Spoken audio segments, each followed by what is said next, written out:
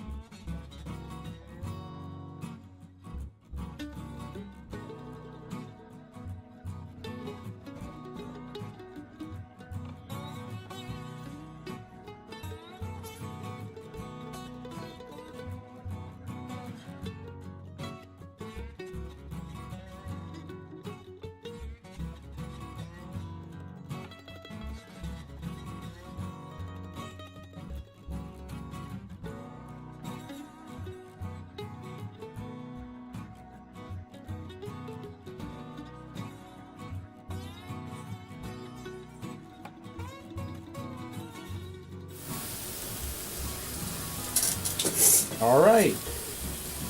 All right. It's time. It's time. So I hope you hear me well. Give me half a second. I'm just not sure. There's a lot of noise suddenly.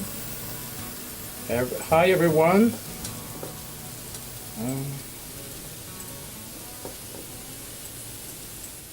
Okay. Hello, everyone. I hope you hear me well. Hope you hear me well. Welcome to this first. Something wrong. I'm sorry. I'm just gonna find what's not working right.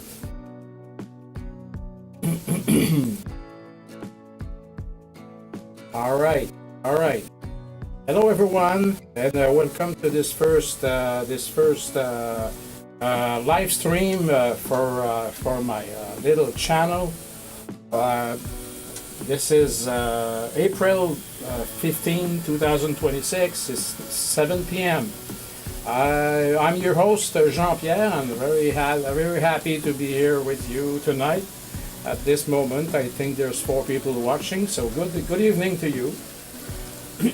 Sorry for that. First thing I want to say is that I am French Canadian. All right, so I'm pretty good at English, but it may happen that from time to time I'll make some syntax errors or mistakes. So please apologize in advance for this. It sounds fine. Okay, thank you, Tommy. I wasn't sure because with the earphones it makes a strange sound. Anyway, I'll work on this when I'll listen to the replay. Sorry for that again.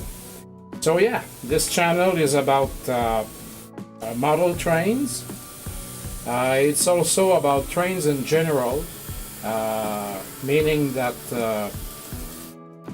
regarding model trains, we can talk any scale.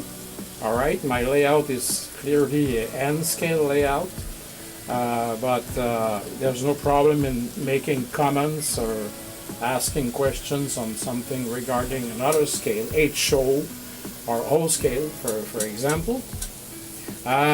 It's also a channel regarding trains in general, and what I'm gonna do is from time to time my intent is to show you some pictures of trains that we can see here in the Saguenay-Lac-Saint-Jean region.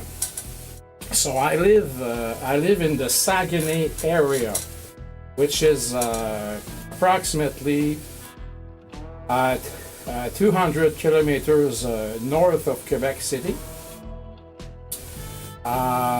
Or in miles, it's probably say 160 miles, something like this. And the area here, so we have it's a Canadian national sector, but we also have a local railroad that is called Roberval and Saguenay.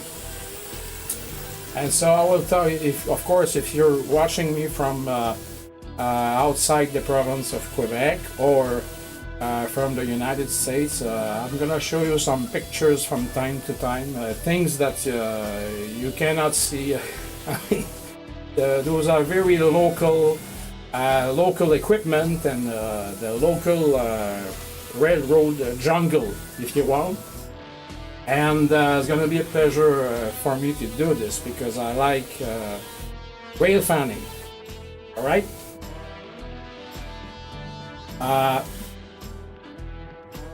So yeah, the layout. You will see that you already see that bottom left. The camera that is bottom left is rotating camera. Meaning that I can change its position manually. It is a very simple device. It's a webcam that I've been. I glued the webcam on a RC servo, so I can follow. Example, I can follow this train And also it gives me the opportunity to show you another angle of my layout. So I think it's it's a very easy thing to do. A very simple RC servo. They work with 6 volts DC, which is a bit strange, but they work at 6 volts. But and then you all you need is a RC servo tester, and it's a very small device with a tuning knob on it, so you can manually change the position of your servo. So I thought it could be fun for my layout. Elgin, Illinois. All right, Tommy. Very good. Thanks for coming in from Illinois. Certainly, there's no snow left on the ground.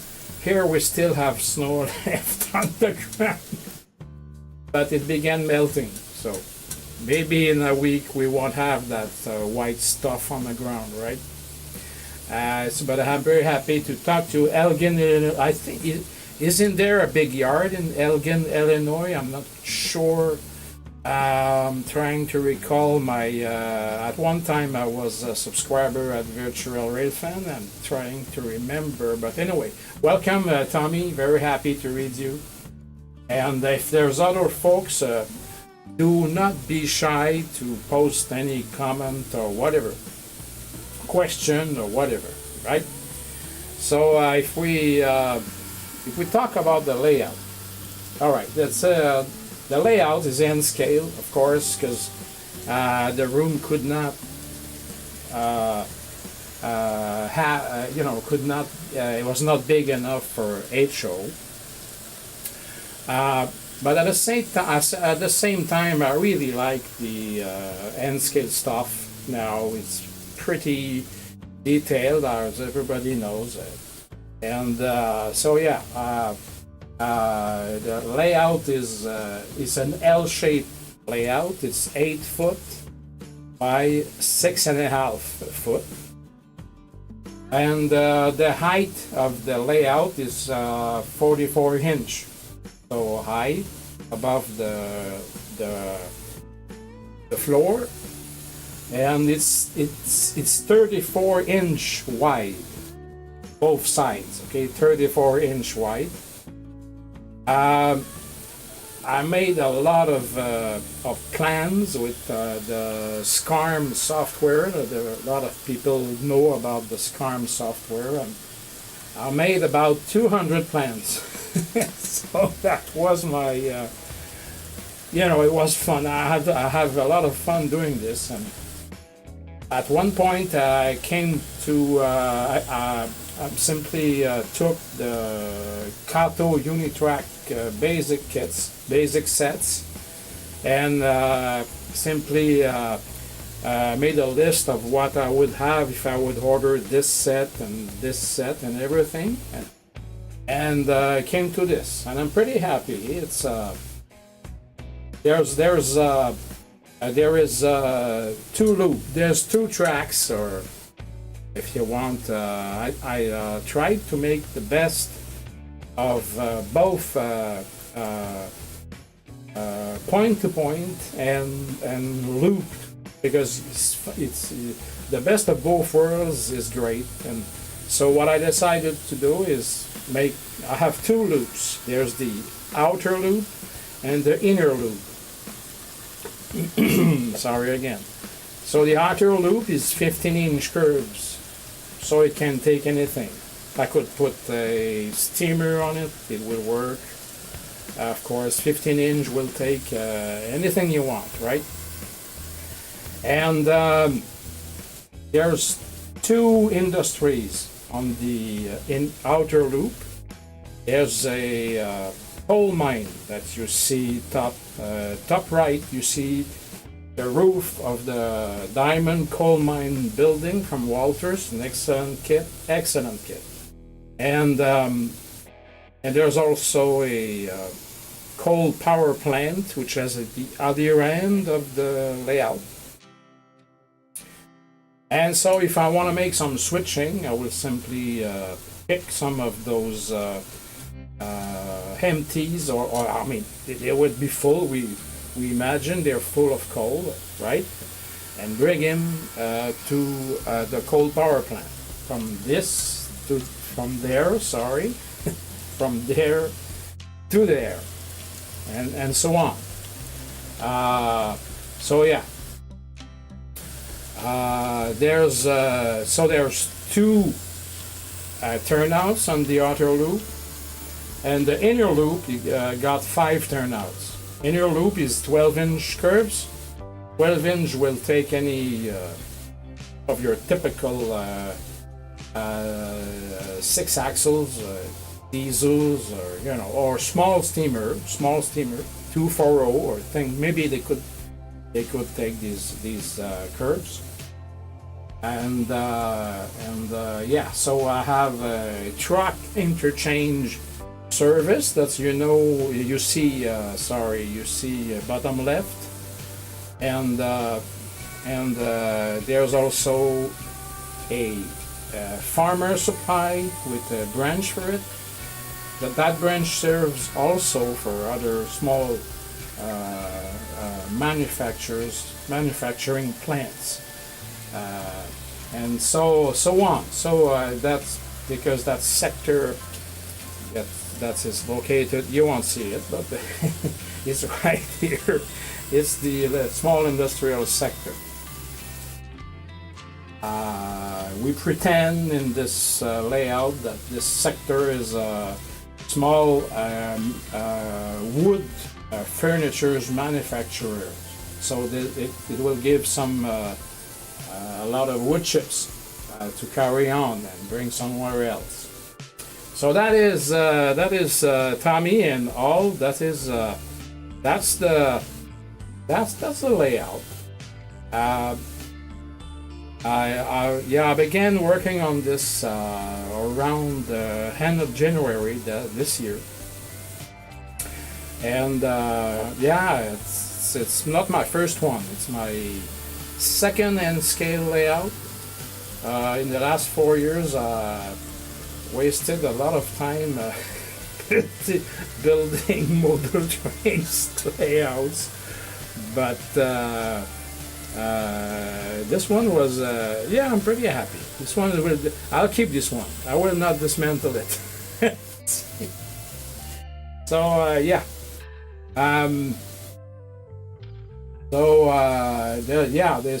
it's big fun. Model trains, great stuff.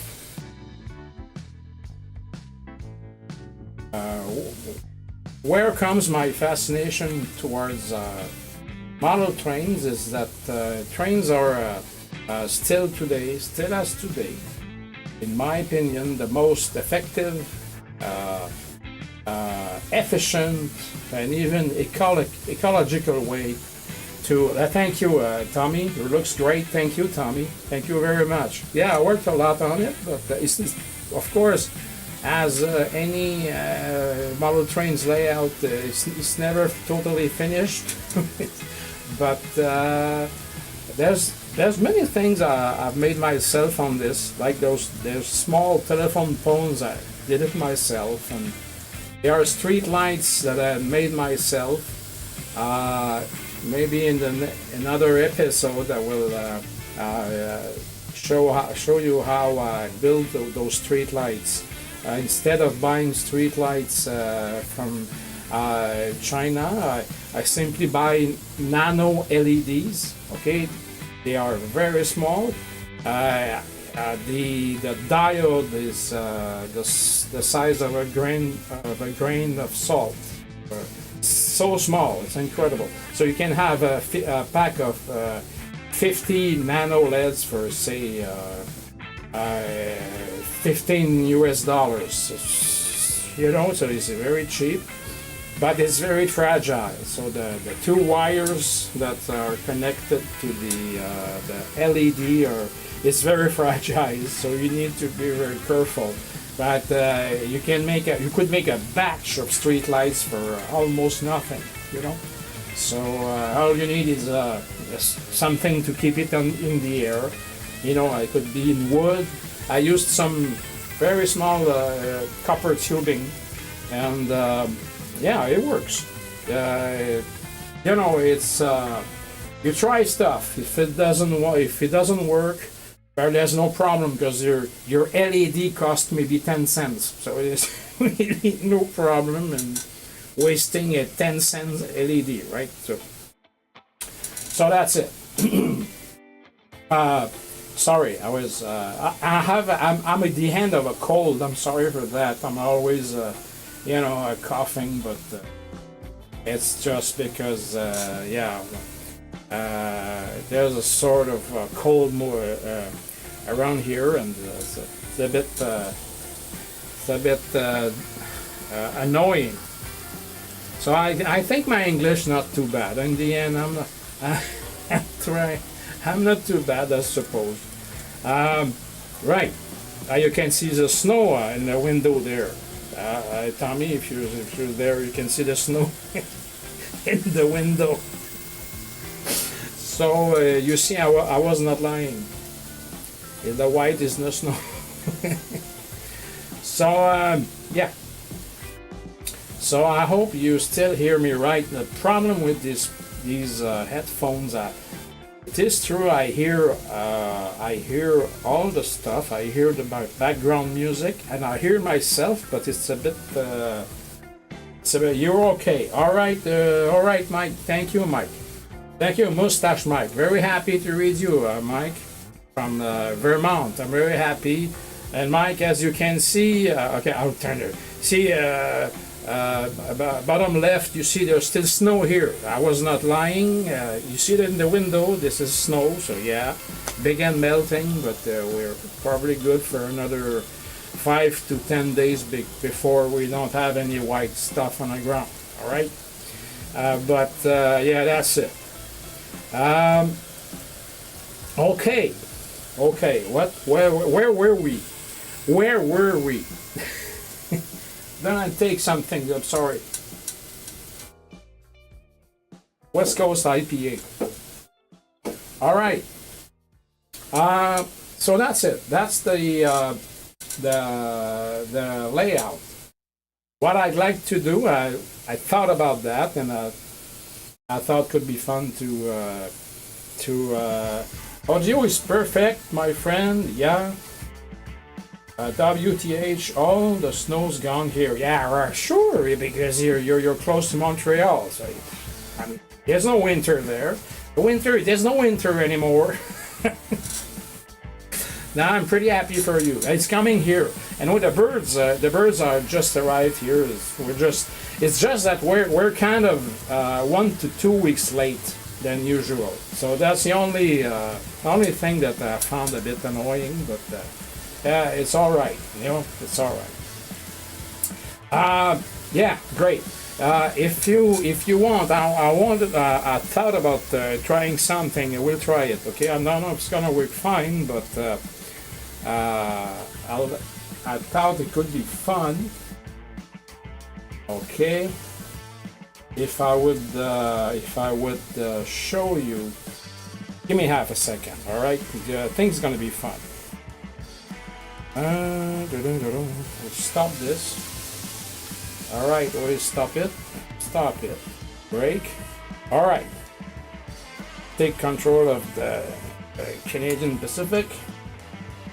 Okay, so what I thought to do is show you a bit. If I do this, you will have only be seeing camera 2, and I was thinking about telling you about what's on the layout tonight. So that the engine you're watching is the GP38. Of course, GP38, that's the Atlas. GP38, this one is DCC sound. It's one of the only thing about new, because almost all you see here was about used. All right, I don't buy new stuff that much.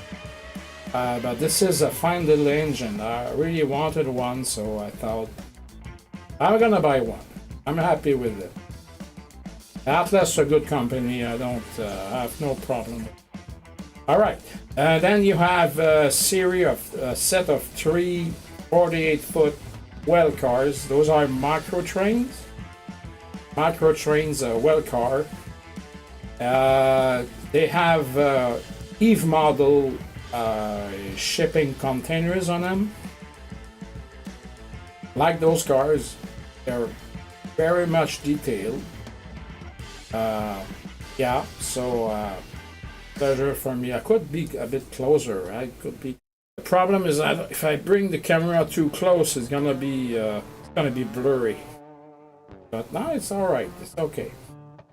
And those three are Atlas kaolin tank cars. Kaolin is a chemical. Those are chemical substance used in industry. When I buy these things, try to make it so I don't buy the same road number. So they're different road number. The two blue are different road numbers. So that's it. I thought that's my little inner loop train. The little Atlas got the Lock Bike 2 brother Atlas is speed matching all their new stuff. It's amazing. Are you serious? Because it's speed matching can be, I'm saying this, but Mike, you know about that. It can be pretty annoying. But if you're telling me they're speed matching, that could be important because I want to buy another engine. And anyway, I'll think about that. Right? I like Atlas and Kato. Yeah, it's to me it's almost a no-brainer. That said, I will in the next weeks or so, or I don't know if the experience is positive. I will talk to you about my Broadway Limited SD70 ACE. The talk is that it's not necessarily good stuff, but I have no problem with mine. I have a Paragon 3. Paragon 3 is supposedly is not terrible, but I have no problem. So I'm a happy camper. So I'll show you again the little Canadian Pacific. Like, okay, Mustache Mike. About to Rock Island from their new release. They were speed matched out of the box. You're certainly talking about the Atlas. You mean DCC, Mike, or DC? Probably DCC, right? Just say just type DCC or DC.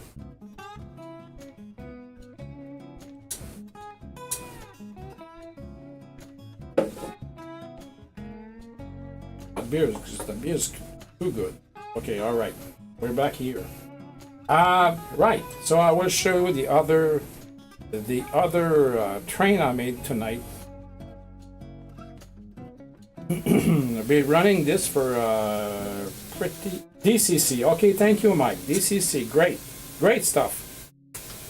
Great stuff. All right, I'll show you something else. Okay, the outer loop train for tonight. Give me half a second. I'm just gonna make sure it's all right. I don't want this to be blurred.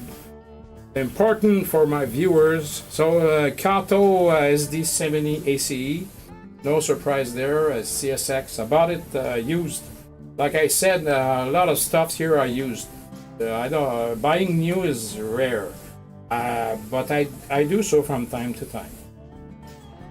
I don't know if I can. Can I? No, it's blurred. I knew it would be blurred. Maybe if I do this and a bit lower. Blurred, all right. Maybe like this. Okay. So that's a first experience for me, all right. I'm not totally. I hope it's not the last. Time will tell. I will try this for a couple of weeks and we'll see. This is an SD80 Mac. Okay, still a Kato again. Bought used, and the DCC board on it was one of those cheap boards from I don't recall the company, Excel, maybe Excel Systems, or was totally not working, so I just simply removed the board in it and dropped the Digitrax, and since then it's working absolutely perfect. All right, what's next? Okay, this TTX rail box is from Roundhouse, if I'm not wrong. Okay, it's another stuff about use. I like him. It's not super fantastic, but takes the job. You need some. All right. Oh, wait a minute. Mustache Mike. Yeah, Broadway had some decoder issues with Paragon 3, but they fixed it, and I believe it. Absolutely believe it. It's like Bachman had those gear problems 20 years ago. Yes. But people still judge them on that one issue. I love my Broadway Limited. Absolutely great, absolutely. I love mine as well. It's working very nice. It's DCC sound. Look, I bought it from someone in British Columbia. Bought it for 150 Canadian dollars. It was new in the box. I mean, 150 Canadian dollars is probably 110 US. So I mean, it was it was a bid on eBay, and was very happy I'm very happy with it. Maybe I'm lucky. It's a Paragon 3, no problem. The sound in the Broadway Limited is incredible because they're using speakers in the gas tanks, under the locomotive instead of those small, tiny speakers a la lock sound, like on the GP38, got the very little tiny speaker. But look, it's nevertheless, my Broadway Limited is great stuff, right? Love it. I can't say anything negative.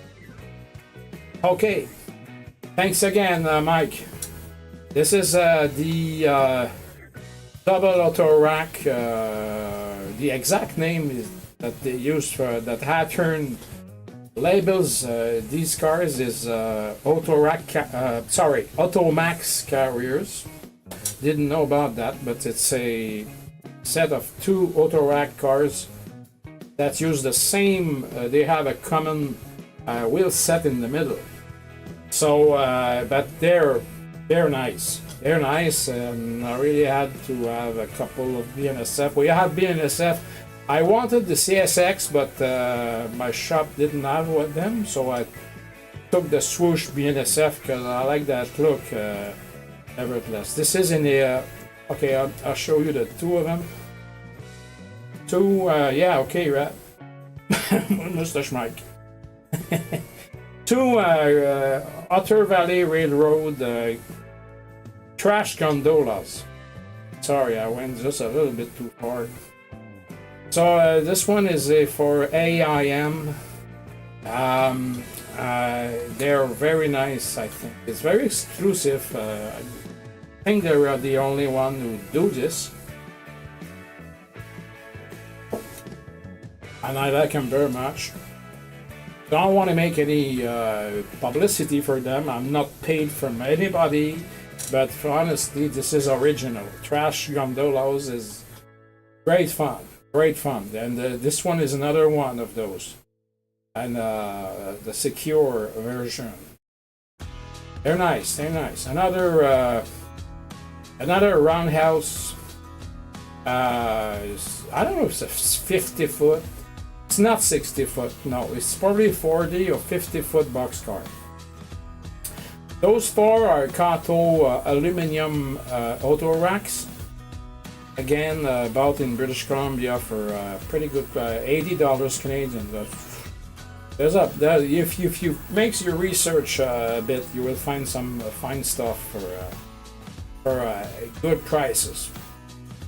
And I know Mr. Mike is an expert in this, right? I've been looking at these for many months and years, but it's big fun when you try what you want. When you find what you want, it's big fun. But you can be searching for a lot of time. Those are two Fox Valley coal hoppers. I bought a set of 6 on eBay again, a good price. The only thing with those is that the couplers, they're not working. They were not working couplers. They're stiff. So, but it's just no big deal. It's no deal breaker to me. Just that you need to handle the cars to couple them from time to time. But the price was good, and they look very nice. They have metal wheels. Fox Valley, not sure they're still around. I'm not even sure. But anyway, nevertheless, nice little stuff. And another Kato SD70 ACE. And so here you are. So you have the stars for tonight. Sorry, the stars for tonight. It's big fun, isn't it? So yeah.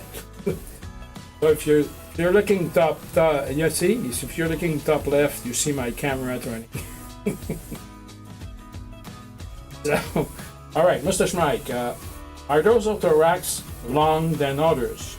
No, no, I don't think. I say no. I know what you mean. No, I don't think so. No. Scale trains about Fox Valley. Okay. All right. Wow. That guy for Vermont is kidding around. So yeah, so that's the stars of the show. I'm pretty happy with the 3 CSX. I managed to speed match them, despite it was not really easy, but they got different CV values. It's strange, but they're exactly the same rate. They're exactly at the same speed. So I thought, well, this works. But the CV, okay, the CV data is absolutely not the same. So I have no idea how it works. What's important is that it works. No matter why it works. So, oh yeah. Just a little sip. Sorry. Okay. So I don't know if Tommy is still around. Not even sure how many people is watching. Probably 3, 4. And I would be pretty happy with that, because it's not about the quantity; it's about the quality. So yeah. So what else? What I like to do is, after a certain period of time, I will turn the light down a bit, just a bit. Like, say,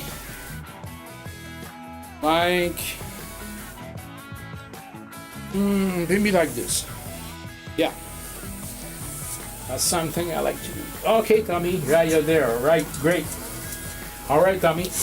Just, I was just wondering if you left or would have been no problem, of course. Hope I'm not too annoying, or for our first time I'm really trying hard. So yeah, scale trains about Fox Valley, and it was probably a couple of years ago. I'm not sure. Of course, they model trains industry is not necessarily, I would say shrinking. Like many others, hobby stuff is kind of shrinking. It's kind of merging. Like I'm following the RC crawler scene a bit. It's the same thing. So you only see companies buying smaller companies because they're struggling, and so you found yourself with less diversity of sellers and of manufacturers, which is not really good for us. But anyway, and Mike, Tommy's from Elgin, Illinois. He's from Elgin, Illinois. he was kind enough to give me the information earlier. Okay.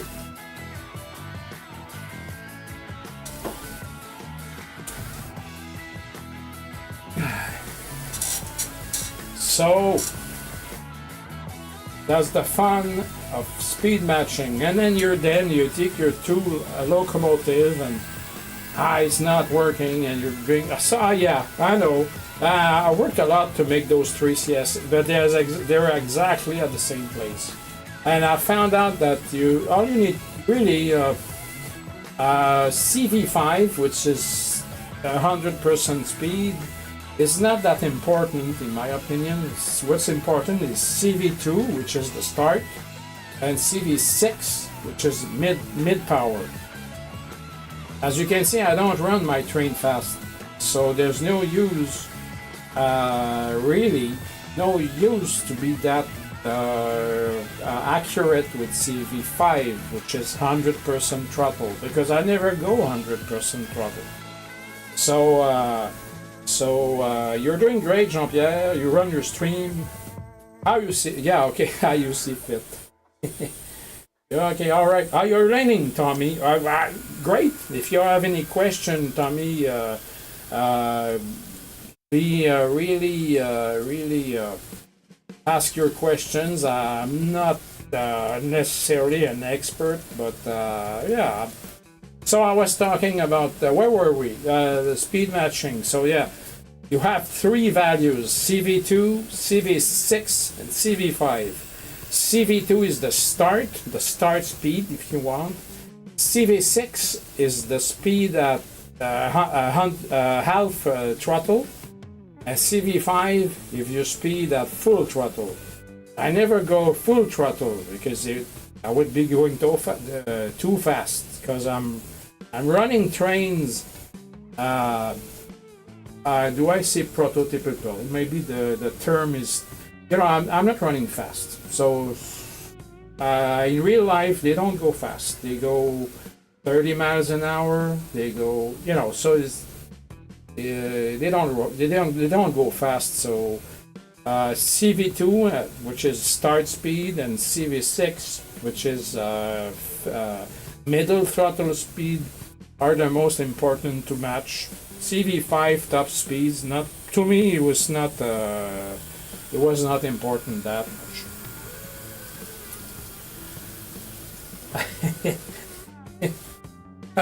yeah, that's it, Mike. Because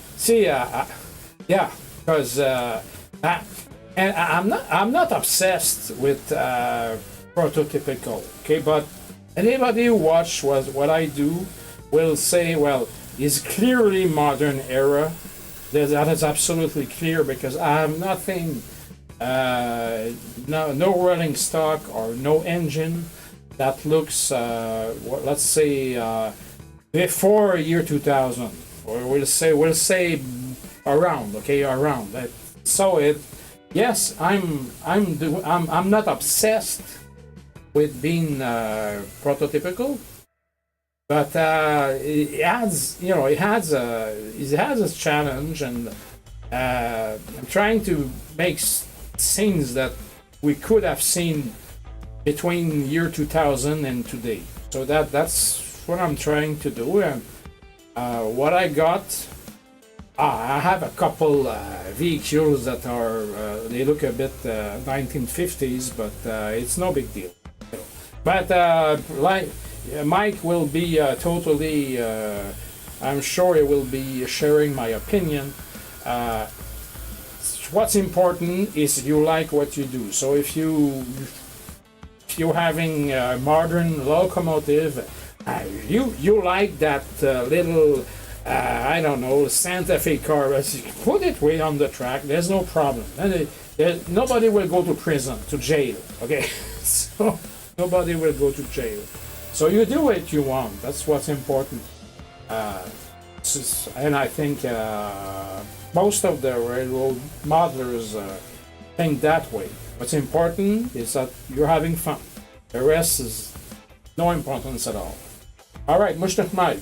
Oh, I am. I don't want my trains running at 200 kilometers an hour when they only do 30 in my area. Yeah, that's, and not only this, it's I mean, we're modeling something, and we would, it would make no sense to put my GP38 example.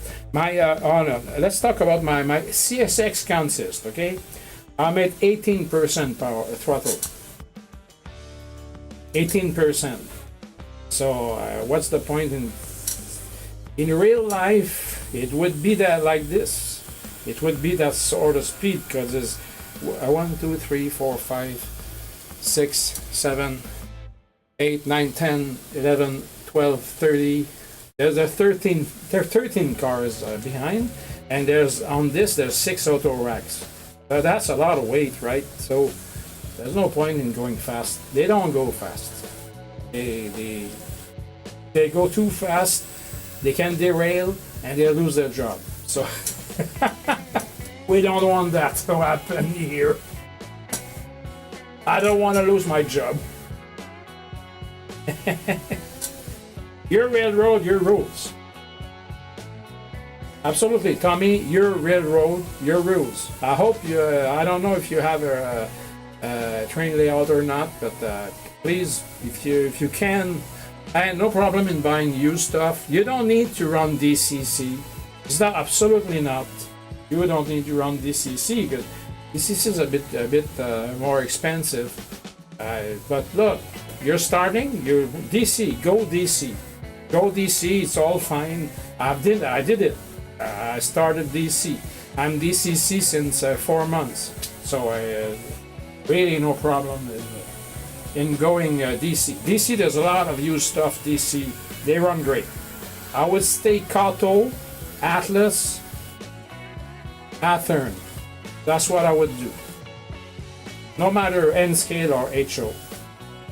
I don't know if Mustache Mike is. Hello, Pine Valley. Hello, Pine Valley. Good evening to you. I'm very happy to see you, and welcome to this show, this little first edition of my show. I was saying that Bachmann and scale. I read a lot of people who say Bachmann and scale. It works. It works. So So yeah. So we're having that's it. So Pine Valley, I'm very happy to, I think DCC is over my head. Yeah, no, it's not. There's no rush. No rush. Go DC. And gonna have a lot of fun. Kevin is doing DC. Kevin, Tiny Trains. Kevin in New Brunswick is running DC. His N scale layout is DC, and it's having a ball. So it's really no problem. The only problem that could come, I guess, if you put two locomotives, two DC locomotives, you want to run them as a consist. I don't know if it's gonna work because of the speed of the internal motors. That's the fact. The thing with DCC is that you can program your board that is in your locomotive to give a certain amount of tension to the motors, so you can play with speed, so you can make them go the same speed. But Kevin is having a ball with DC. All right, Mustache Mike. I did too, Tommy, but it's easier than it sounds, and there are tons of video to help you understand it. Yes, it is. There's a lot of stuff on YouTube. Yeah, a lot of stuff, and pretty interesting stuff, I would say, regarding how to install a DCC board, how to program the DCC board. DCC offers sound also, but if we're talking N scale, sound in N scale is no. I mean, it's apart from Broadway Limited, because they're they're installed their speakers in the gas tanks, so it makes sort of a resonance cage. The other, like the Atlas with sound, they sound very they're very treble, very high pitch, because their speaker is so small, so tiny. So I mean, you try it, and you select what you want after that. I'm gonna read what Pine Valley Kevin. Well, Kevin, hello Kevin. Good evening. I'm very happy to read you. Very happy, Kevin. Kevin, glad to welcome to this first live stream for my channel. I started at 7 p.m. and yeah, we're having fun. I mean, I'm doing my best, but I think it's not too bad. Maybe I could. You're both welcome. Okay, Pine Valley said, I went from DC to DCC many years ago. You're right, it's easy once you get going, yes. There's actually a lot more to wiring a DC layout with, with block sections. Yeah, I agree. But block, if you're a beginner, I think block is not, don't touch blocks if you're a beginner. And then you start your thing, and then you say, well, I'll go blocks, and blocks is a way to isolate some certain areas of your layout. Never did it in my case. Good. Okay, Kevin says your first setup is much better than my first. Thank you, man. You're too kind. Kevin. Too kind of you. Yeah, I worked a lot on this, but you have more space. I mean, you have a U-shaped thing, and I only have a L shape. When you start painting the whole thing, a L shape, 8 foot by 6 foot. So it's not that long, but you have a pretty good space to fill, Kevin. So it's when it's gonna be done, it's gonna be better than mine.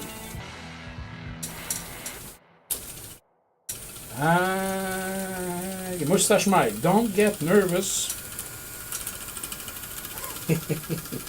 Jean-Pierre, you're doing great. Just being yourself. Like what you're doing. Yeah, well, I think. Whoops.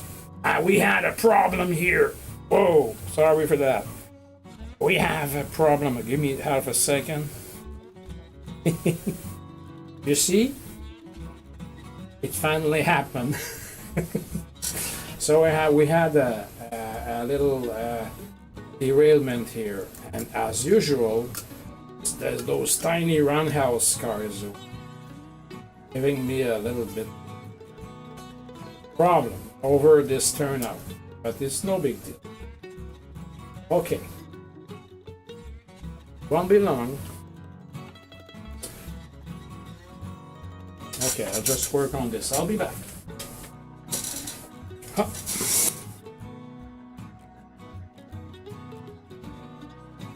Okay.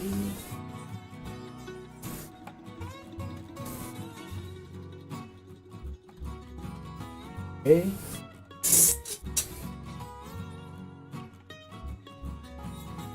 Oh. All right.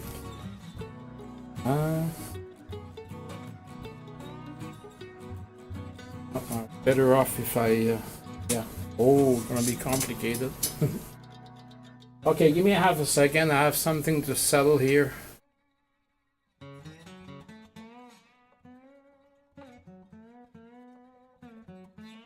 Okay. So funny now. Model trains, the modern model trains are great fun. It's really fun. Okay, we'll see if everything's okay.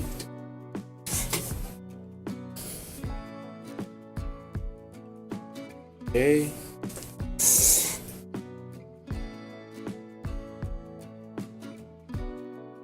Okay.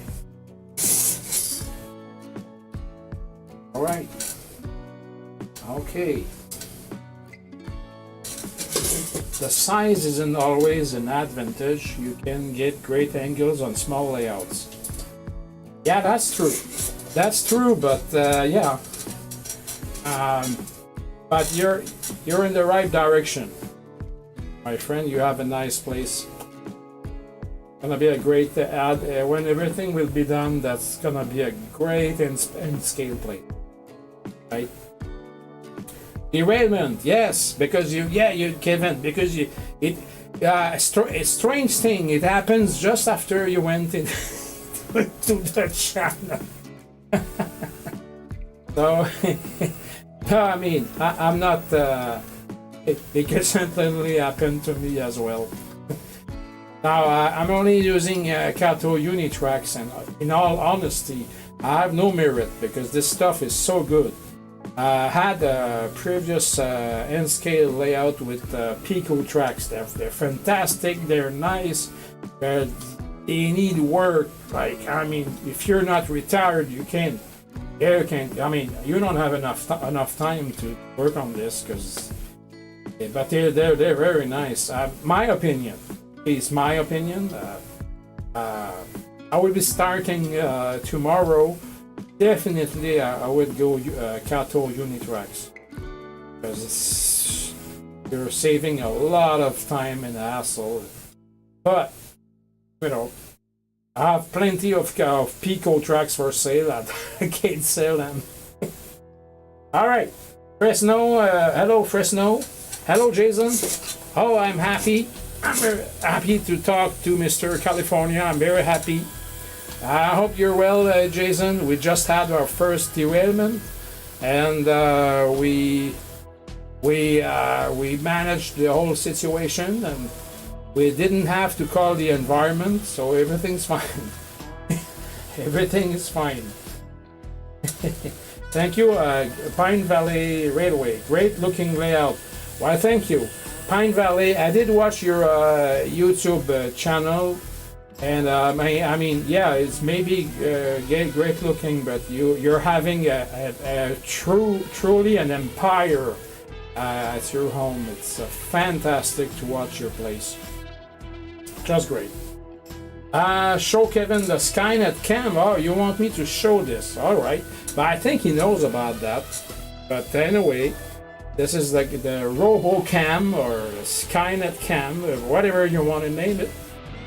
So it's and I know Kevin's doing RC stuff, so Kevin probably knows what's under this webcam, isn't it, Kevin? So it's a RC servo. It's a simple RC servo. The gremlins have arrived. Oh yeah. With you, Jason. Gremlins have arrived with you. My pleasure, Pine Valley. Yeah, my pleasure, really. Yeah, I'm back in the hobby since 4 or 5 months, so much better setup than my first stream. You're too humble, Kevin. Come on, you're at 800 subscribers.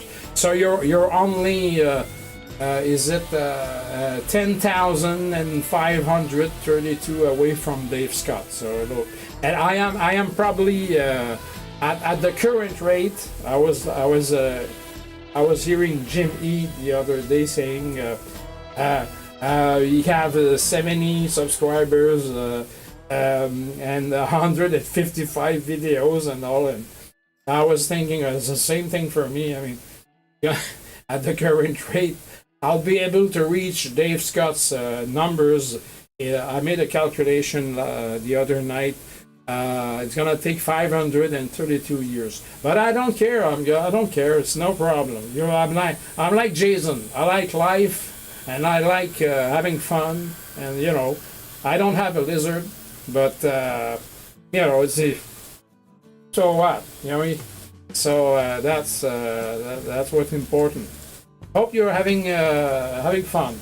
I'm trying to read this. Okay. Hello, Fresno Jason. Those servos are nice and useful, and you know, of course, I'm using a servo tester, Kevin, rotate the camera is very simple. Because I was looking at those cameras that they have on Amazon.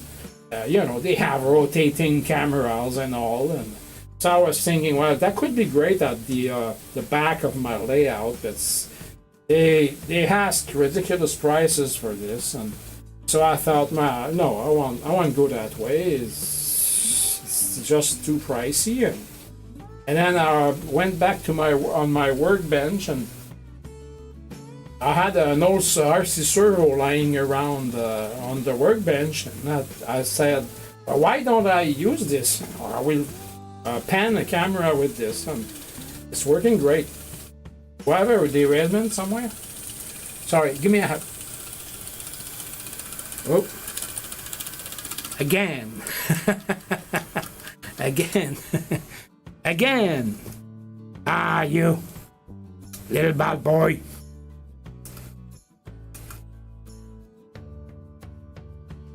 Whoop. Sorry, I'll be back. Taking care of this bad boy.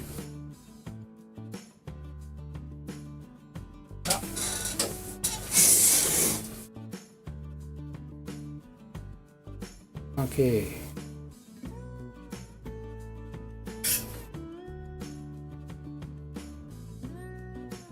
Okay. Whoop. Hey.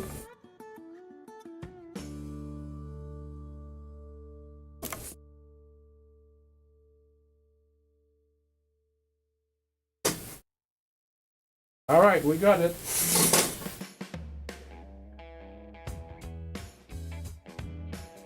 Reward for the operator. Okay, I'm back. Sorry for this. Yeah, those 50-foot rail blocks are giving me a lot of hard time. Okay, well, I'm gonna read this. Yes, and 200,008 away from SMT. Yeah, Harrison is Harrison is hey, he's doing great stuff, and he earns it. He's fixing stuff on all, and he's doing videos with this. It's incredible. Great stuff. Fresno, yeah, I will grow as time and the algorithm allows. I'm here to have fun and run trades. You're at the right place, Jason. We're all the same. We are all the same. All right, Jason say, long car behind long loco on the ground. Yes. Look, if it's yeah, those there's the other problem with these little roundhouse. This one is that it's too light, so I should have a cup, maybe a weight in it, and it could be all fine. Yeah. All right, Fresno Jason. Well, it's not that long. Is the boxer body mounted? Yes, I think. Hello, George. Hello, George. Welcome to the show. Welcome to this first live stream for me, and I'm very happy to read you. I have well, I don't know how many people. Maybe we're 10 or so. 10 people. I'm very happy. I'm glad. I had no goal, no specific goal. My only goal was to not be too nervous, and also I wanted the streaming thing to work fine, and seems to be working fine. So if I believe, yeah, no, it's a roundhouse. Jay can't say I'm a fan. Yeah, I know. I have a couple of roundhouse things. Mike, I paid $10 for this. So no matter why they derailed a bit. So yeah, where were we? For those who are just coming in, this is and of course end scale layout. Of course, it's my first live stream I do. It's 8 foot by 6 foot. It's L shape. Okay, it's L shape. It's an L shape layout. It's 8 foot by 6.5. 34-inch wide, okay, wide, and it's 44-inch above the floor. Those are the numbers. I think it's a sweet spot for a room of say 10 by 12 like this room. It was the best. It was my best shot to make something. Yeah, that would be not to, that would not look that small. It is small, 8 foot by 6 foot, absolutely not big. But with hand scale, you can work out something not too bad with that.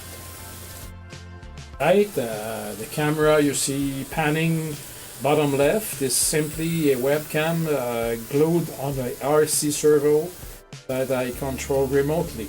So I thought it was an easy trick to have a different view from the back ends, if you want, the corner of the room, the corner of the layout.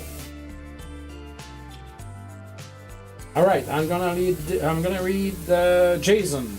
I love Wren House, honestly. Those new coal hoppers, a snag that I had built, were all Wren House. Nice cars, they have a good weight. Yeah, so you see, good comment here. I love George. I love the old Wren House stuff, mostly the rolling stuff. And Mike says, Jean-Pierre, you need to add weight to the Wren House rolling stuff. That's what I do to make him behave. Yeah, I will do it. I will do it. I will add weight. I have all that's needed. I just need to take a couple minutes and do it. I'll do it next weekend. All right. The other project on my workbench is a traffic light. Traffic light that's gonna be right here. Okay, if you take a look right here, this corner. So there's gonna be, which is in fact the downtown, old downtown corner, if you want. And there's gonna be 4 traffic lights that are gonna be animated with a little board from China, all stuff from China. But it's so tiny, so I really need to take my time if I don't want to break anything. And yeah, so you will have. So at this crossroad, you will have traffic lights working. And it should be fun. But those it's so small. Those small enamel wire, absolutely small. But if you take your time, I think you can work it out. Jason, but they are likely old, so that might be why they are nice. Yes. Look, I had them for $10 each, so you really can't complain, right? At this price point, it's a pretty low price point. I would like 8 o'clock. As I said at the beginning of the show, this channel is about model trains. It's also about trains in general. So I was thinking, if I was thinking of taking 15 minutes, I'm gonna start a slideshow, which will show at the upper right. Should be there, upper right. A slideshow of there's those pictures that I found on the internet, sort of history of trains in the Saguenay area, and it could be fun. It could be it. So if I do, oops, that was not what I wanted. Okay, if I do this, okay, give me half a second. I just want to make sure. Or I will do this. Sorry, not this. I will find the. Okay, this is what I wanted. This is what I wanted. Give me half a second. I will just find what I want. Okay. Whoops. No, okay, I'm gonna be back here. So I just wanted to show you a couple of things that I found a lot of fun. Okay, come on, go. Okay, the very first locomotive that landed in my area is this steamer, the Haha Bay. Haha, because the first people that found that bay on the Saguenay River, they said, haha, it's not kidding. And this is 1910, and it was the Bay of Haha Railroad. And you know, I'm modeling modern era, but I like old stuff. I like history, and I felt that I could, show you a couple of things that I found. All these pictures are from trainweb.org, so I want absolutely to give him credit. Okay, regarding this. Okay, whoops, sorry, I made a mistake again. Okay, so how can I go to the next in playlist? It's not necessarily, that's strange. They're not in order. Okay, so they're not in order. That's a bit strange. Anyway, this is what is this? This is number 17. The 17 locomotive that the local railroad had was the steamer on a rotating table. This is pretty near my. Well, it doesn't exist anymore. But that was sort of the machines that they were running. This is 1940, so we're in the Second World War. I thought, well, I'm gonna read something here. Okay, Mustache Mike, we had an Ohio Central RR SD70 get sent up here to send out bonds by G&W to get painted at our paint shop. Yeah. Okay, good. Keep going on this. Look at these strange machines. A much rebuilt shop switcher that was first an electric as number 6, and then 1941 an homemade rebuilt diesel electric with steel arrangement 1A 1A. That's the wheel sets under it. Rebuilt 1950 as a battery electric shop switcher. I like that stuff. Those were the years, there was taking their tools and saying, we're going to try to do something, we need this, and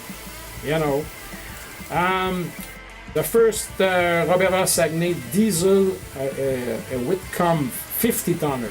There have been 44 tonner that a lot of people know about the 44 tonner because they doing a 44 ton switcher made them, I think, was it General Electric that's doing this?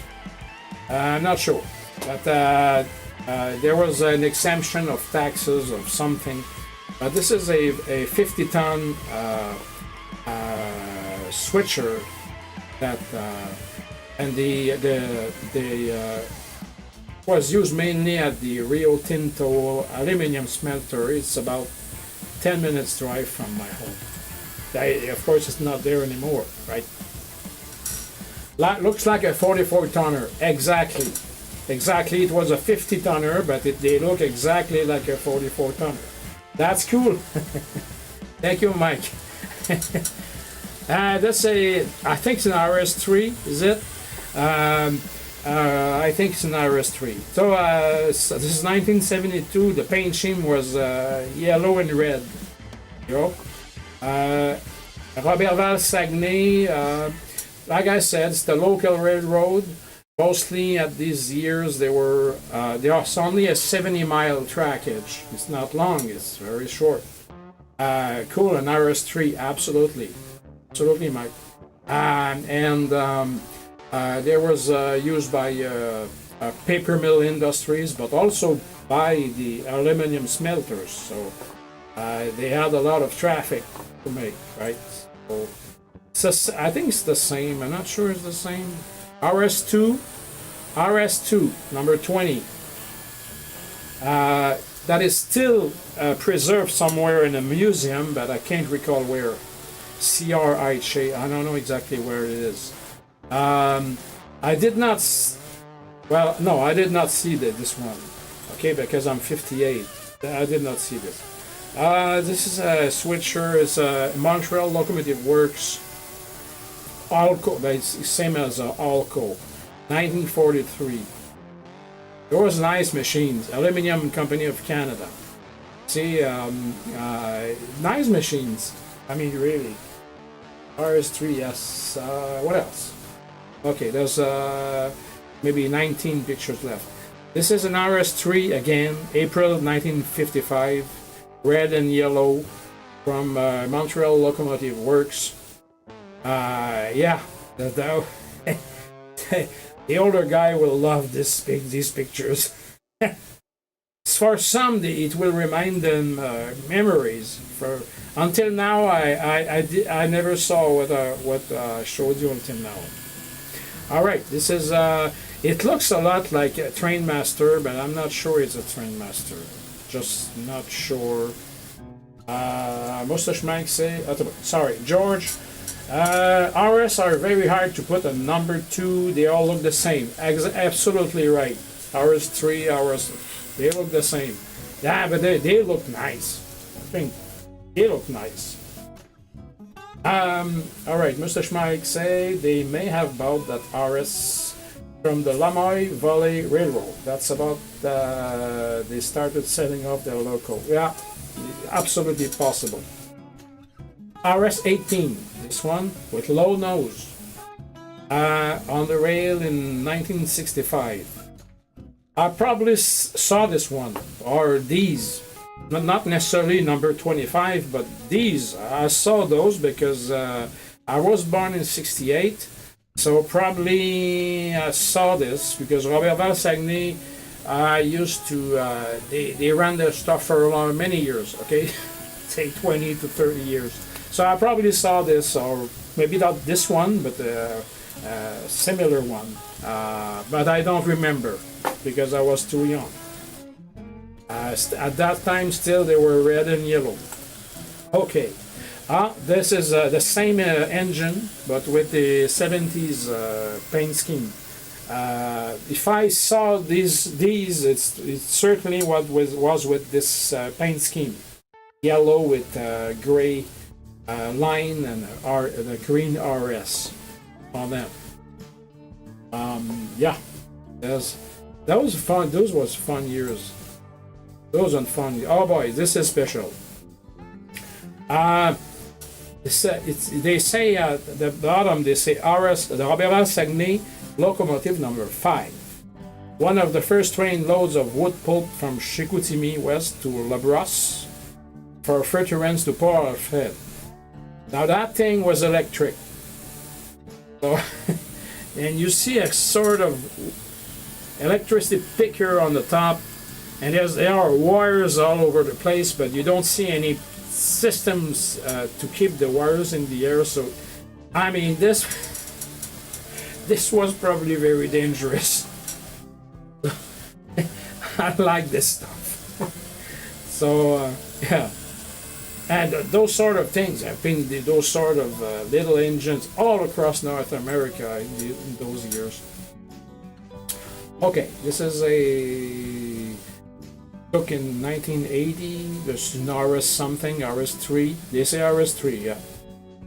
They say D&H, Delaware and Hudson. Probably bought from the it's a former Delaware and Hudson. Always buying stuff from other. I don't have one of those, George say. Oh yeah. Alco C420. That's 1990. Saw this, but I don't remember exactly. But yeah, this is sort of engines. Always short engines. 4 axles. Always 4 axles. Ex-Canadian National. RS-18. There are many RS-18 at one point. We're getting close. This is U23B, 2011. Yeah, I saw this, of course. Saw this. Number 50. That means it's the 50th locomotive they ever owned. Yeah. That's a typical view at the l'Abbé installations in Labé. There's a port where the bauxite powder is stocked. To make aluminum, you need bauxite powder and a couple of chemical products. Bauxite powder comes from other parts of the world. They come from Africa, they come from South America. So they get to the Labé port and they move this powder to the smelters using those little hoppers. So that's a typical view, a typical train, typical Robert Valsagny train. Love that one. Kevin, yeah? I don't know if he remembers something. There's a couple. Maybe you saw this when I think you've been here in the past. Again, if you're further from the Labé area, so the typical Robert Valsagny consists, right? Robert Valsagny, a couple small Robert Valsagny and a couple Lees engines, and then behind this you have 30 or 40 hoppers. Not more than that. The small, short trains across the region. Next, Kansas City Southern is GP40. Number 61 is still running today. I know because I'm a bit aware of what's still running and what's not still running. That's a typical Robert Valsagny. They have probably 12 to 15 engines. It's not big. They don't need to be that big. They lease the rest. They need an engine they will lease from Canadian National or from GATX. There's a lot of GATX stuff here. All right. Kevin say I'm old enough to have seen them. Yes, okay, but didn't get the chance to. Okay, all right. Mustache Mike say I think Atlas has the U23 in pre-order, if I'm not mistaken. That's very possible. Very possible. We have 7 slides left. Typical view again. And if you take a look at my YouTube channel, you will see that there are playlists. There are a couple playlists are about train simulation. There's other playlist. There's another one titled rail fanning. Okay, if you go at rail fanning, there's probably I would say 24, maybe 30 short clips that I recorded. Those are those trains: Canadian National, Via Rail, and Robert Valsagny. So if you want to take a look when you have time, it's not long. The clip is like 1 minute. It's all I did. So, that whole stuff. All right, this is very old, right? This probably weighted a lot of tons. They say that was near Portage des Roches in La Terrière. Now, there's no tracks there anymore. I can tell you. It's all over. And Kevin Corner, hello Kevin. Good evening and thanks for dropping by, Kevin. Very appreciated. This is another again BDAA Railroad. Montreal Locomotive Works, 1910. They say on the text, say new cost $7,000. So I don't know if at that time that was a hell lot of money, right? Chicoutimi pulp number 5. Okay, a 200 horsepower. It was built locally, and I built at the Chicoutimi Pulp and Paper Machine Shop using 4 Westinghouse 50 horsepower railway electric motors. There's not been a lot of those things across North America, but they did this one.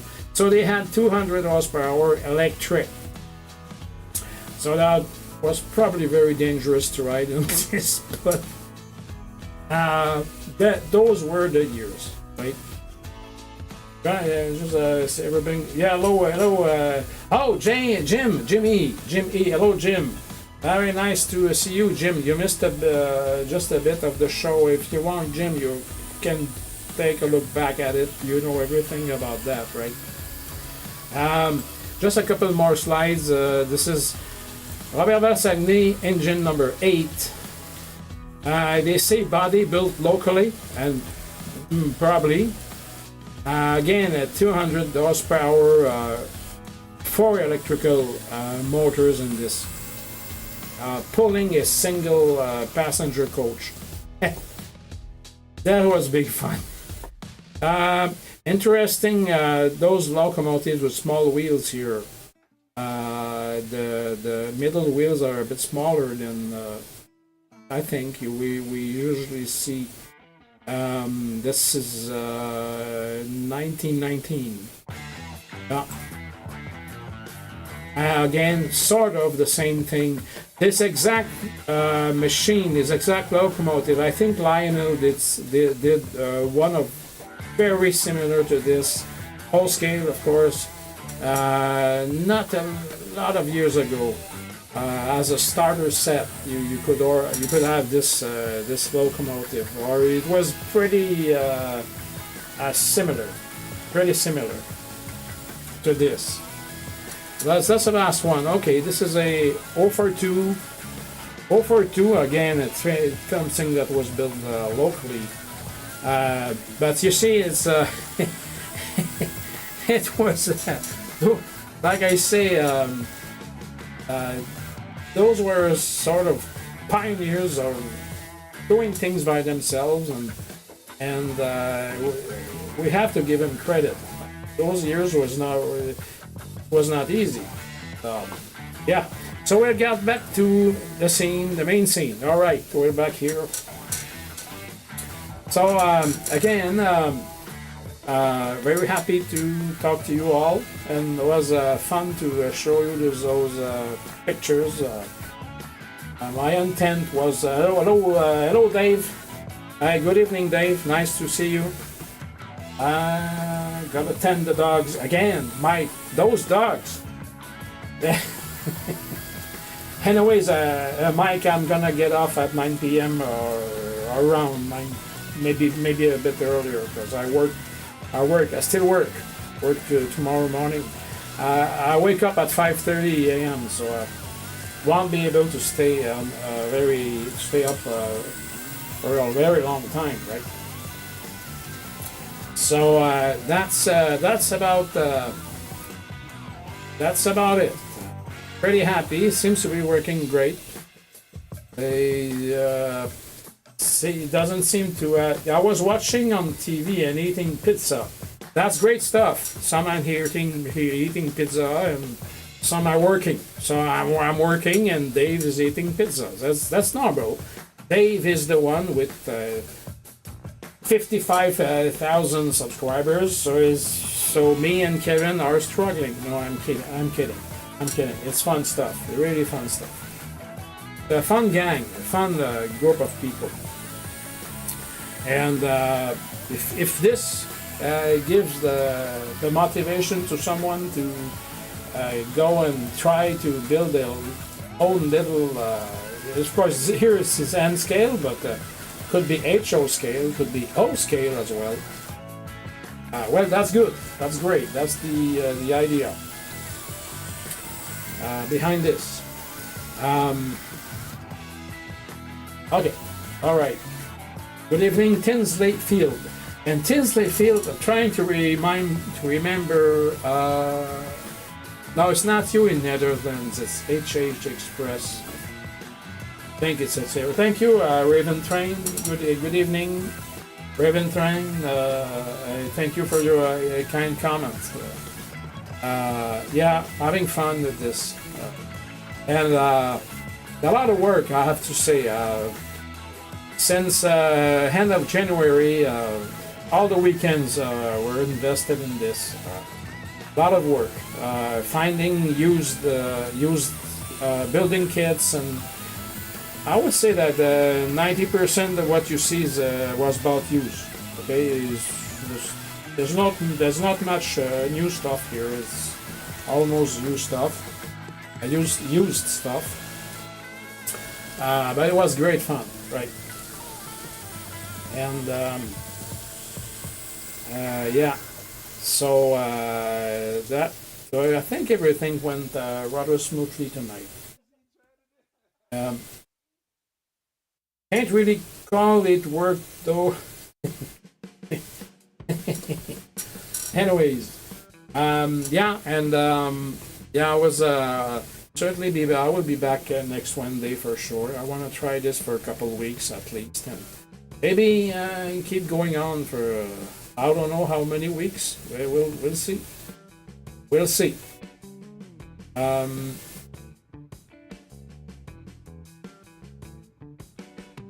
Big fun. I'm talking since 7 p.m. So I need something to drink. Me. Give me just a second. I'm back. I'm gonna be back.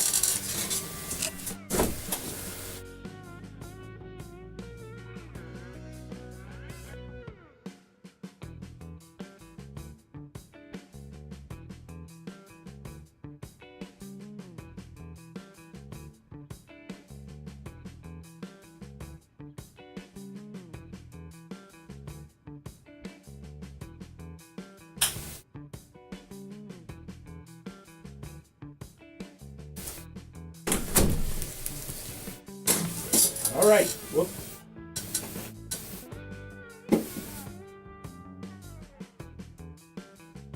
All right, I'm back. Okay.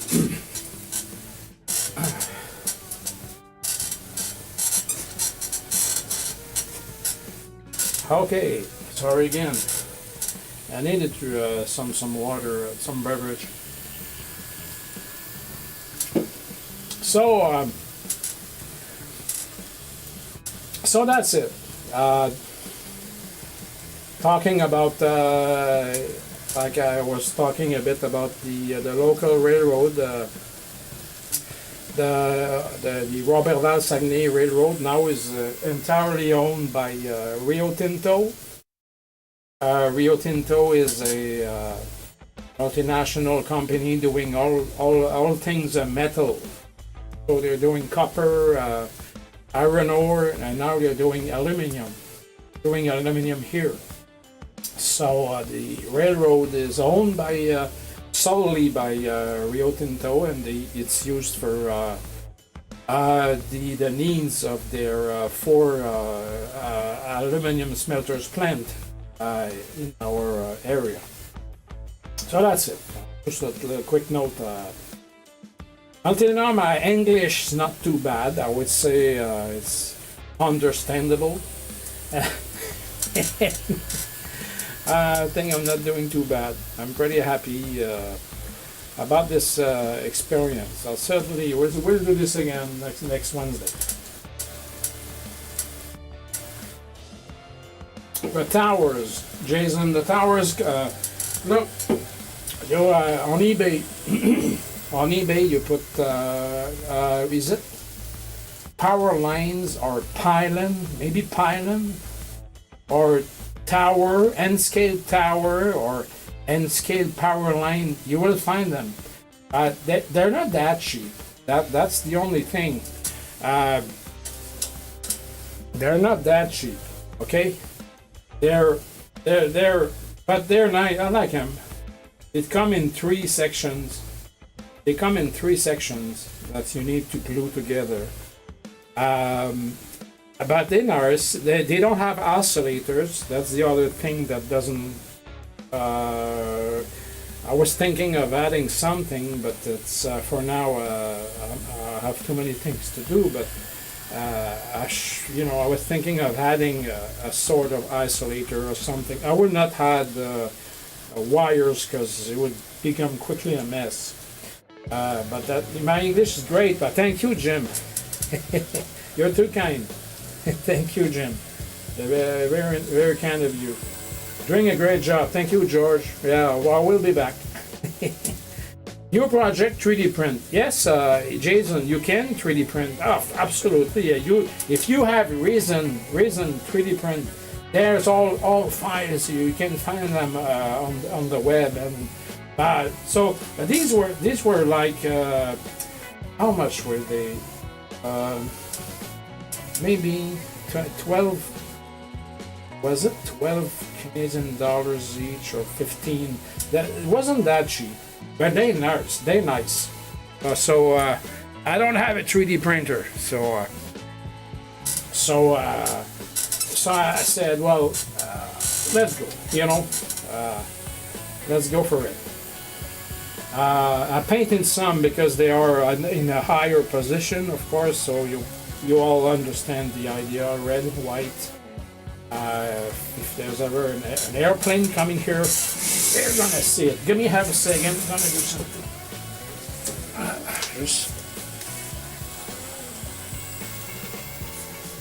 All right. As you know, I like a lot doing evening sessions. If you don't know it now, you know it.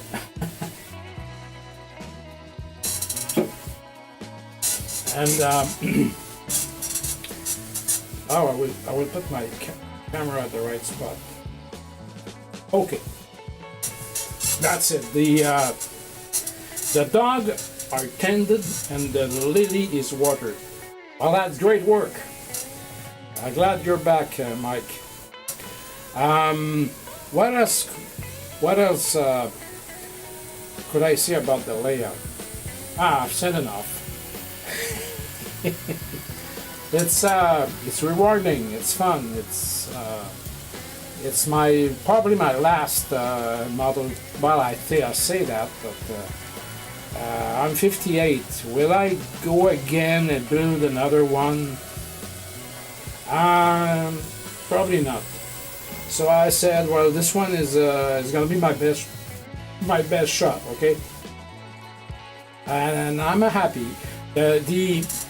The modern area buildings, so those buildings right here, they're simply outland models, buildings, easy to find on eBay. They're very cheap, and they very easy to assemble. Great stuff. You don't need any glue. So. The colors on the windows are, in fact, what I do. Maybe I could make a stream on this specifically. I'm 63, GP. Never say never. Wow. Yeah. You're right. You're probably right. I was saying.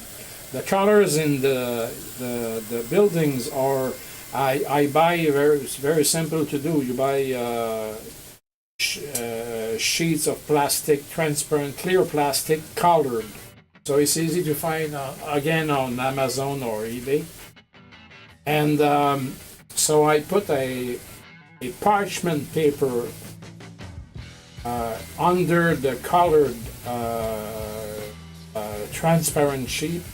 Because the parchment paper will kind of catch the light of your LED, and it will kind of create it will make the light to stay flat on your window. I don't know exactly how to explain it, but so yeah, I use a lot of parchment paper and colored plastic film.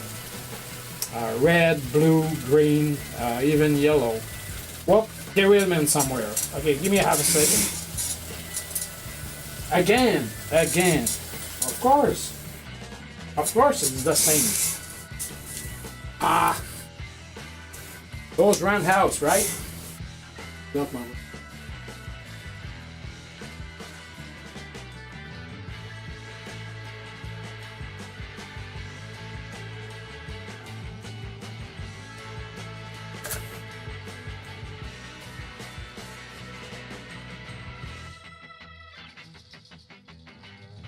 Oh, won't be long.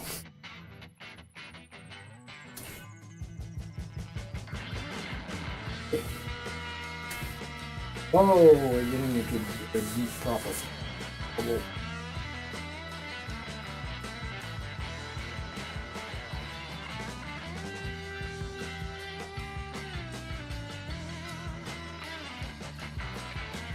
Oh. Okay. No. I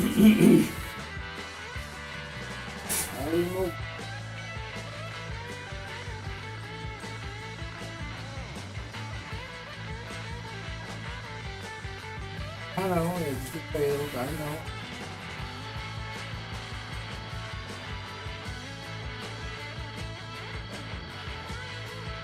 Oh, my cheek.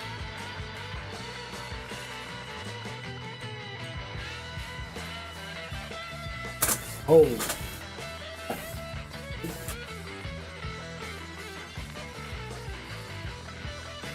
Hey.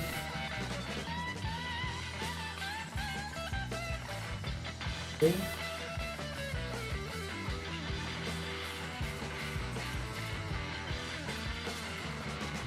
Right, what's wrong?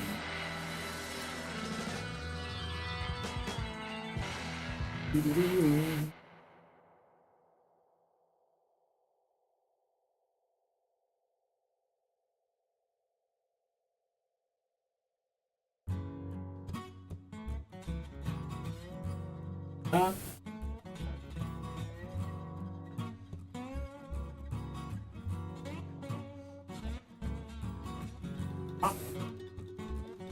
Right.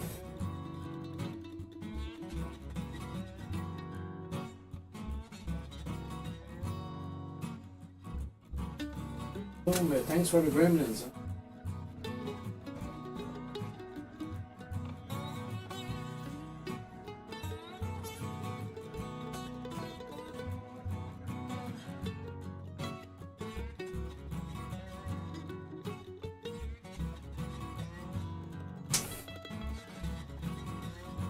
Oh boy.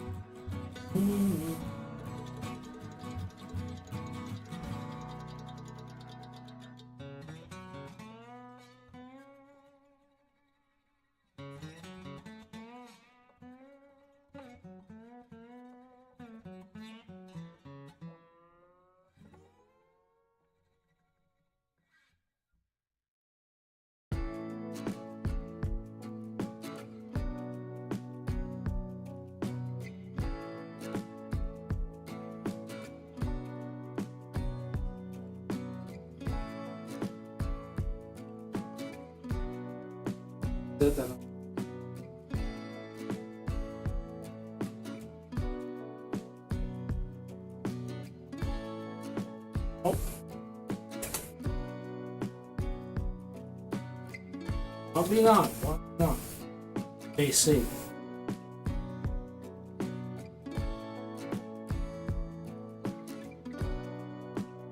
Okay, right.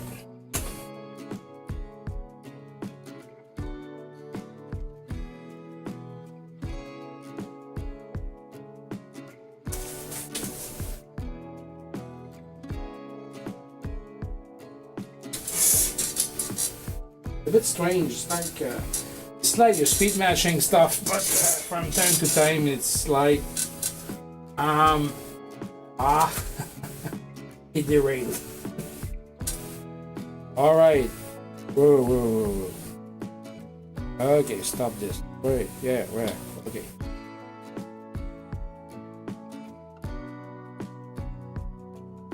Okay. Give me a half a second. Oh.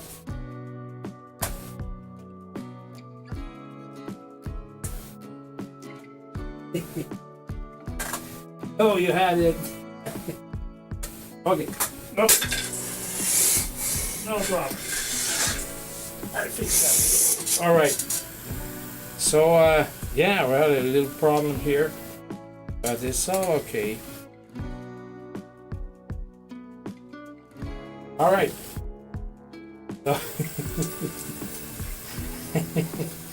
We need to get Jean-Pierre and Jay. Oh, wait a minute. Yeah, guys, come the gremlin. Can you explain little tracks? The ribbon train. Oh, very simple. Is the RoboCam, Jason? Oh no, the RoboCam, Jason. It's simple. It's a webcam glued on the RC servo. So it's very simple. See, it's no rocket science.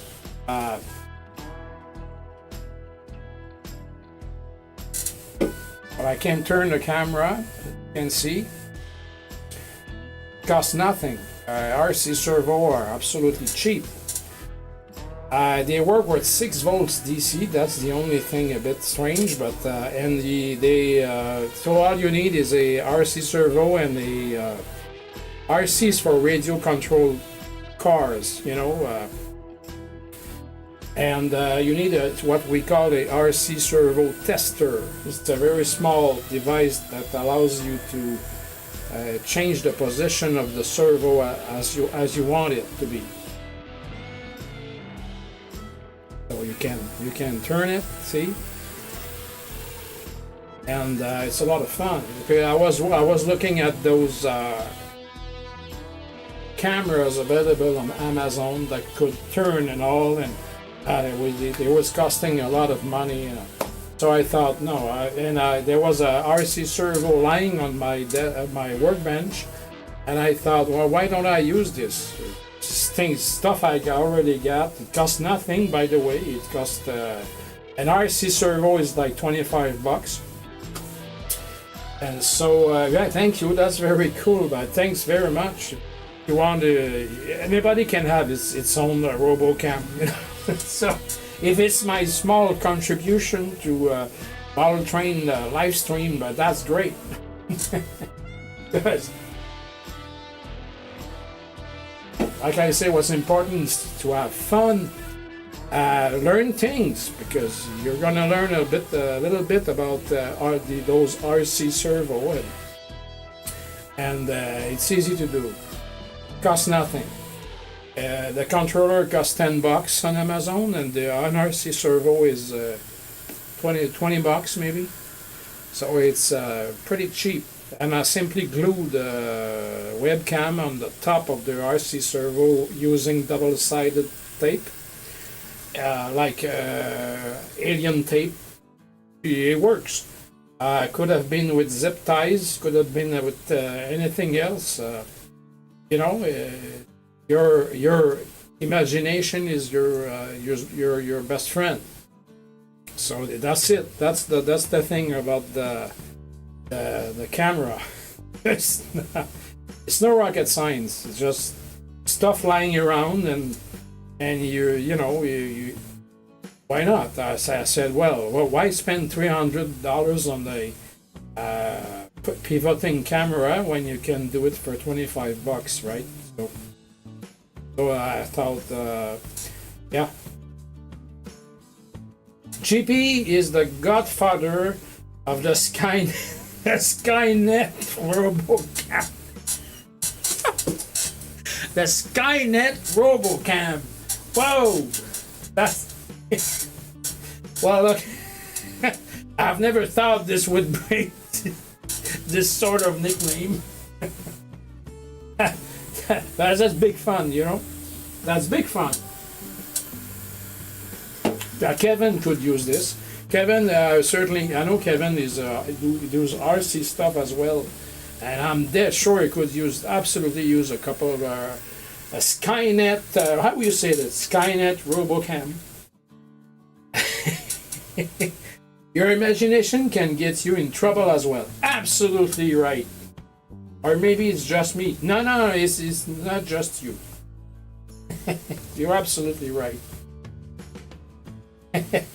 So Hey, there's 15 minutes left because I need. As you know, I must go to bed around 15 past 9.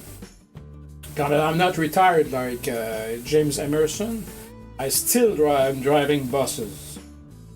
Need to get up at 5:30 in the morning. So yeah, George, I'm really happy, guys, you're there. As yeah, I was like, will it work? Is maybe not gonna work, or there's already excellent shows on YouTube regarding model trains and such, and so I thought, well, I don't know, maybe it won't work. If it doesn't work, it's no big deal. But if I have, let's say, 10 viewers, I'm happy. I'm happy camper. It's not about the quantity, it's about the quality. And the folks are great folks here, so it's great fun. We need this. Yeah, we need to have fun a bit. That's yeah. There's gonna be a couple more additions to the locomotive roster. I can tell you, I already have 15 Amtrak cars. I love Amtrak stuff. Okay, this even though I'm in Canada, Amtrak doesn't come in our corner of the province. I love. Yeah, depends on where you're applying your imagination. Yes. Yeah, I get up at 4 a.m. myself, Raven Trent. So I'm not alone. We're lucky to have such a great community, JP. Yeah, wait, great. It's thanks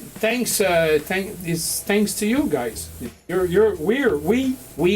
We are making the community, right? So it's all fun people, right? So what?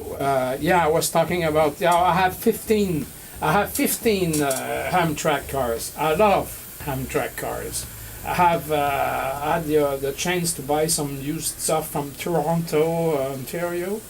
I have 8 superliners. I have let me remind 2 coach. I have 1 superliner. I have 2 baggage car. I have 2 handle material cars.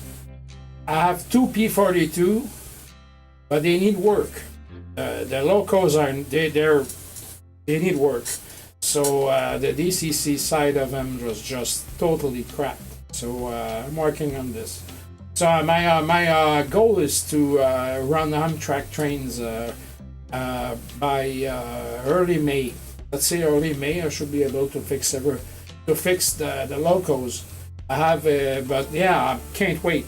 And then after that, I'll have to add LEDs light to the passenger cars. It will come. I'm more thinking about watch batteries, a little tiny switch under the cars, and a LED strip on the top of the cars. I let Dave a bit, but I don't want to pick the tension on the track side.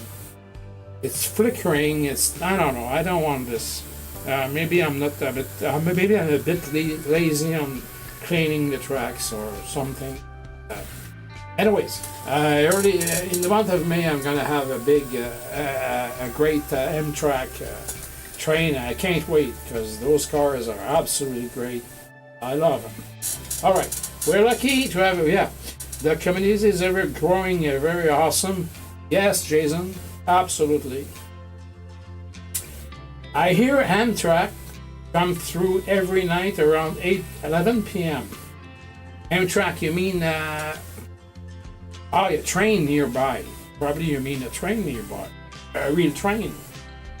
Because the Kato Amtrak cars are absolutely great. They're absolutely great, and so this is why I want to I have 15 cars, right? Look. About some and the history of Amtrak. I know James. I don't know if James is still there. Jimmy likes Amtrak as well. He is into 70s. I'm more into 2000, and around 2000. This is my era. It's very much 2000 to present days. Yeah, but as soon those P42 are fixed, I'm gonna be running some long Amtrak stuff. Gonna be fun. We'll make a change because I'm running a lot of freight, and yeah, can't wait to run those passenger cars. Gonna be fun. Okay. Yes, sir. Fred, Jason say, I'm not close enough to any track to hear or see any trains anymore. In a way, I miss it. Okay. In others, so not so much. Yeah, but of course. Very close to my house, I have a Canadian National track, mainly used by Canadian National, but they maybe twice a week. No, it's not. It's not free. There's not a lot of. There's not a lot of traffic. Traffic's more the local railway, as I said, the Roberval Saguenay railway. But they're not close to my house. They're farther, and but I do see them frequently because they're crossing a lot of roads in our city. And as I'm a bus driver, I frequently get see them because I'm crossing, they're crossing the road where I am. So yeah, that's the thing. The main rail traffic is Roberval Saguenay for the aluminum smelters, definitely, and they're running a lot. I mean, really. Maybe we'll talk in the next upcoming weeks. Maybe I will talk to you a bit about the Quebec, North Shore, and Labrador line, which is it's a bit more in the north. But they're having 200 to 250 iron ore coppers trains. I mean, it's really a big. It's a big operations. When I'll be retired, I want to go there and take a look at this because I really want to take a look at this. Yeah, they're bringing iron ore from the north of the province to pretty close to the St. Lawrence River. So yeah. Mike say it's too bad about the tariff and postage situation currently. Iron Planet has a bunch of Amtrak for cheap right now. Oh, look, Mike, I have all I need. I have all I need. All I need is a couple DCC micro decoders to put in the P42. It will come in the upcoming weeks. Mike's saying we have daily traffic down in St. Albans, but that's too far away from me to hear. All right, okay, but maybe it's a good thing. Because my wife doesn't like to hear the Canadian National trains going by. See, trains are still the most ecological way to move freight, and by far. So this is one of the reasons why I got back into the hobby and said, well, I'm gonna do another layout. Pretty happy about that.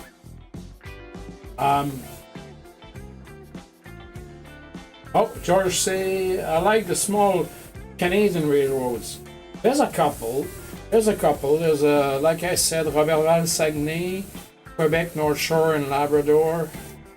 There's we have a Gatineau and Quebec thing. It's a subsidiary of a company in the United States. Can't recall exactly. They're red and yellow. Anyway, we have this. We have their Central Maine in Quebec, which took place of the Montreal, Maine in Atlantic. That they fold out following the Lake Megantic wreck disaster. Yeah. Maybe there's other very small railroads, but I don't. There's the tourist train on the Charleroi region. It's a small tourist train. It comes from Europe. That's fun stuff. That it goes from Quebec City to the Charlevoix region, all on the north coast of the St. Lawrence River. But it's only touristic. It's only a passenger train, and it's only for a sort of touristic, a touristic tour. But it's special. I shouldn't find pictures about that. I will. The upcoming weeks, I will make you some slideshows about that. That is special. I think their stock is coming from Europe, so it's old stuff from Europe, right? So, Raven Train say, I have one CSX rail that runs along the Ohio River. Yes, it's usually a lot of coal except the Amtrak. The Mustache Mike say, yeah, the Quebec North Shore and Labrador, yeah. I say, pretty interesting. Quebec North Shore and Labrador. I have one a Rapido -8. I will show it to you in the upcoming weeks. They also have a passenger service from Sept-Îles to Shefferville, very, very north, okay? It's 13 hours, Sept-Îles to Shefferville. It's the same track than the Iron Ore service, but they serve the First Nations community all around, because the First Nations community have very poor roads, and the train is better for them. So, anyways, I will try to do a slideshow on this.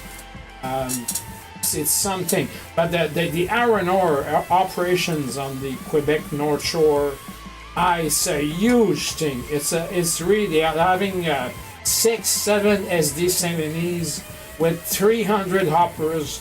It's absolutely unbelievable. Unbelievable. It's nobody knows about that. It's something to see.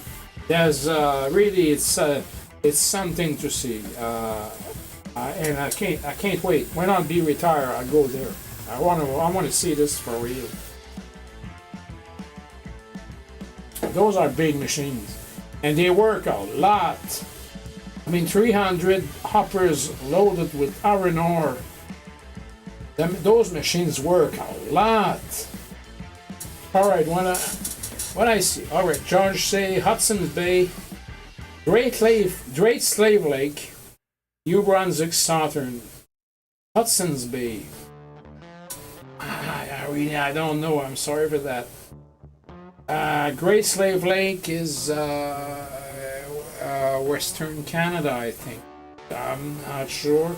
And New Brunswick Southern, yes, certainly. Kevin maybe knows about New Brunswick Southern. Yes, they do. Go back and read my comment. Yeah, maybe.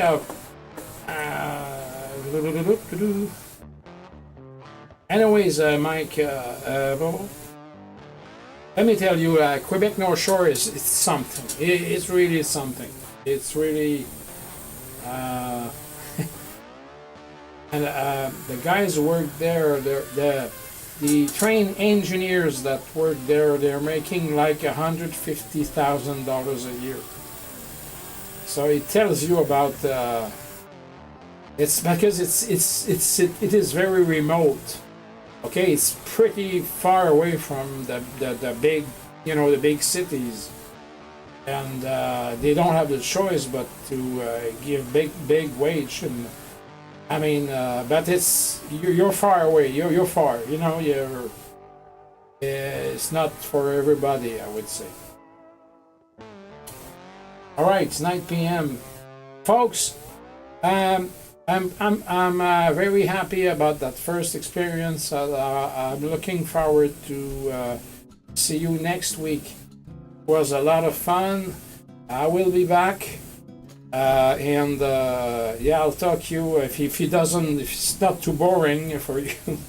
I'll talk to you about the Saguenay, Lac Saint Jean trains, and who knows if I will have a couple pictures about Quebec North Shore. We'll see that. Okay, all right. We have plenty of time for this.